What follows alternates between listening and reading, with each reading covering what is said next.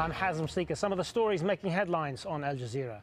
The United States has delayed an intercontinental ballistic missile test to avoid stoking tensions with North Korea. The launch of Minuteman III was planned to take place next week at Vandenberg Air Force Base in California. Defense Secretary Chuck Hagel reportedly wants to avoid misinterpretation by the North Korean military. Margot Ortigas is in the South Korean capital, Seoul. She says North Korea's leader will sell this delay as a victory to his people.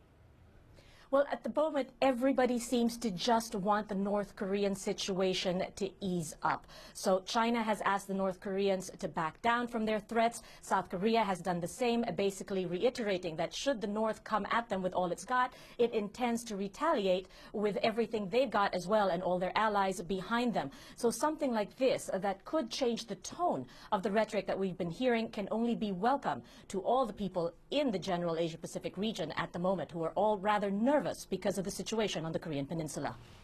Hundreds of thousands of Islamists have rallied in the Bangladeshi capital, calling for the government to toughen a blasphemy law. In one area, they began fighting with secular groups, with reports of at least one person killed. They're particularly angry at bloggers who want the death penalty for Islamist leaders convicted of war crimes.